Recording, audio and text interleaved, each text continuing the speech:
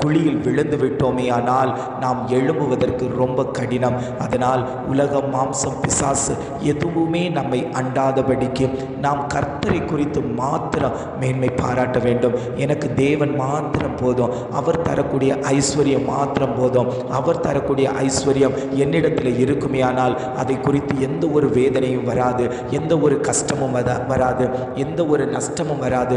தேவனையே நான் பற்றி கொண்டிருப்பேன் என்று நமக்குள்ளாடி ஒரு விசுவாசம் கடந்து வர வேண்டும். பரிசுத்தவான்களை பாருங்கள், ஒரு சில காலம் ஒரு புடமிடுதல் காணப்படும். அந்த புடமிடுதல் முடிந்ததற்கு பிற்பாடு அவர்களுடைய மேன்மை அதிகரிக்கப்படும். அவர்கள் ஐஸ்வர்யவான்களாய் மாற்றப்படுவார்கள். வேதாகமம் அதற்கு பல பரிசுத்தவான்களை எடுத்துக்காட்டுகளாக நமக்கு கற்றுத் தருகிறது. பிரியமான தேவ பிள்ளைகளே, இந்த காலை வேளைகளில் ஆண்டவர் நமக்கு தந்திருக்கக்கூடிய இந்த வார்த்தையை நீங்கள் பார்த்தீங்கன்னா, கர்த்தருடைய ஆசீர்வாதமே நமக்கு ஐஸ்வர்யத்தை தரும்.